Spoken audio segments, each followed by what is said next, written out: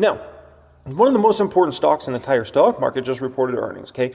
In my opinion, this is more of an important stock than even a Google McDougal if you want to know how the economy's doing, if you want to know how the worldwide economy is doing, but certainly the United States economy, okay?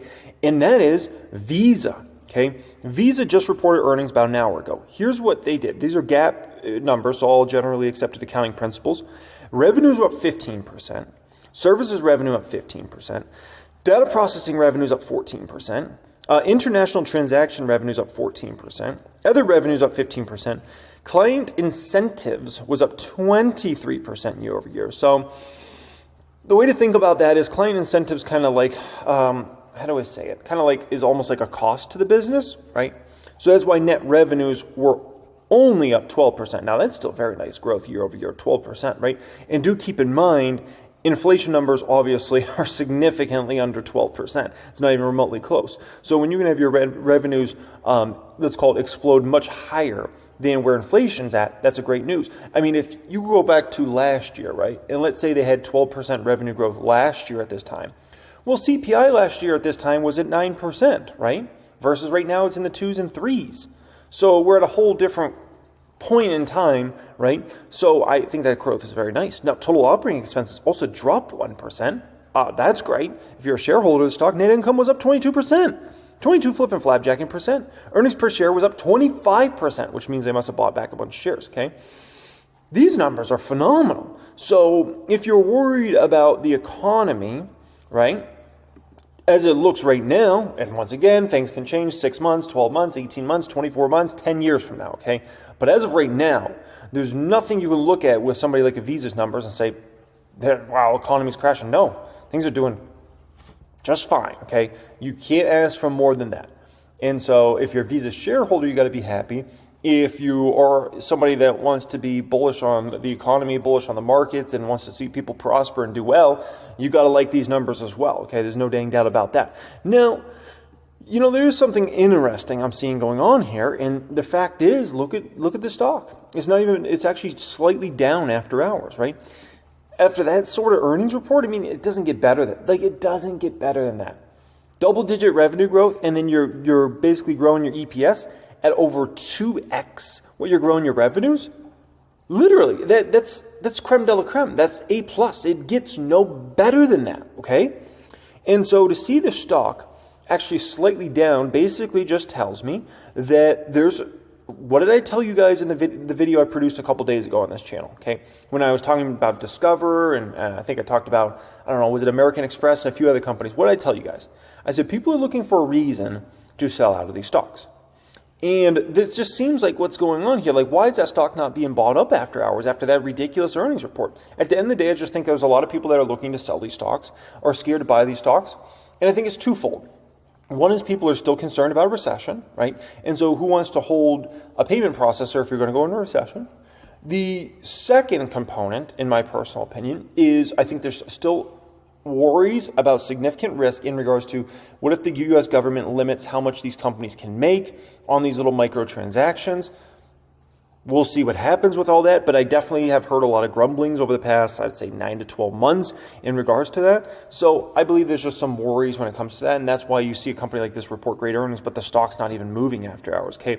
Now, a stock like Revolve is quite interesting, right? This is a growth stock that not a lot of people really pay attention to or kind of think about, and I think mainly because their customer base for the most part is females, and I know, obviously, most people that are stock pickers are men, right? I think my channel is about 85 to 90% men and 10 to 15% females. So shout out to the females out there that care about stock market investing. But Revolve is a really good growth company over time, right?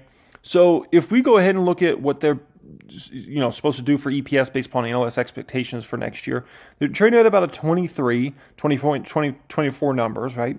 But this is a company that's expected to get back to double-digit percentage growth for revenue starting in 2024.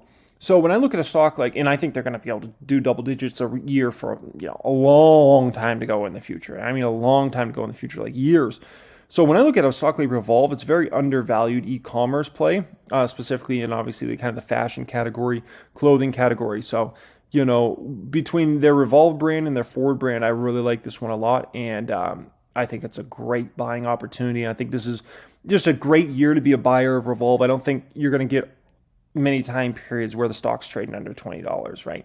And this year has just kind of been one of those years it's trading under 20, and I think it's a pretty special opportunity out there. It's another one of those you say, if I was forced to either buy $50,000 worth of Revolve or sell my shares, what am I doing tomorrow? I'll tell you what I'm doing. I would buy $50,000 worth of Revolve before I considered selling $57,000 worth, right? Cake, easy peasy, lemon squeezy. Now, the one risk for Cake, obviously, is a major U.S. recession because they're so focused on the U.S. market, right? So it's always a risk with the Cake, but the good news for Cake is they really cater to, like most of their customer base, kind of like the 100K and up type income brackets. So, and they'll tell you that on like the conference calls and whatnot. Trading at 2024 numbers of 11 PE, 7.8% revenue growth expected. Easy stock for me to buy. Cake's one of those stocks that it doesn't matter if there's a recession, no recession. It's a stock I'd be a buyer of, nonetheless. Now, Avant, I spoke in depth about Avant earlier this week. They've done a tremendous job. You know, there's been a lot of teams that have really let me down, kind of in the small cap world, right? Oatly and obviously Honest would kind of fit those criteria. Oatly's kind of bringing it around now, so thank goodness. And definitely the Honest team definitely let me down a lot. But the one thing I'll say about Avant, they have not let me down. I understand we're down significantly on the stock, but the team has put together incredible numbers, and they've just gotten better and better and better. So this is a story more around like management team actually doing a great job. It's just a stock not being rewarded. Planet's been in a tough place. You know, I'm going to wait to see their earnings to kind of really comment on that one. It's been a tremendous year, obviously, for the public count, but I can tell you this week's going to move that account significantly. And, you know, this year we started about $1 million roughly in the public count, and now we're up to 1.76 million. And, you know, at some point in time, you're going to have some big dips in a portfolio, right? Like, that's just what happens. And we had several kind of cool off periods, even this year, right? Where, you know, things kind of dipped in the short term. And like even right here from about, I mean, that's about February roughly through about March, you had a pretty slow time in the public count. And then we went through our next major upcycle here, right? And so we'll see kind of what happens here, but I remain obviously optimistic on the long term. And then the Patreon portfolio, I've been really proud of this one. And you know what's interesting about this portfolio? I think this goes to show you can build a portfolio pretty fast on a small amount of money. I only deposit $150 a week in this portfolio. Now, everybody that's watching this video, you need to be in a financial position where you can deposit a minimum of $150 a week in your portfolio. Like, that should be bare minimum. If you're not there, you got to figure out what's going on with your income expense situation, okay? And you know what? We're going to probably hit, in my opinion, $10,000 plus this year between the gains we're going to have on stocks and between ultimately the, you know, $150 a week. We're going to be at 10,000 plus by the end of the year, in my opinion. That will be in the first year. So it goes to show you can get the snowball rolling much faster than I think a lot of folks anticipate, right? If you can build a portfolio of $10,000 plus in the first year, and that's off a small amount of money. Like, if you're a baller, you can do $500 a week. If you're a mega baller, you can do $1,000 plus a week in your portfolio, right? And then the numbers get really fun, really fast. And you're like, oh my gosh, like six-figure, where we got this six-figure award? You're like, six-figure club, baby, we're coming quick. If you can do $500 to $1,000 a week, whew, that six-figure club's gonna come fast.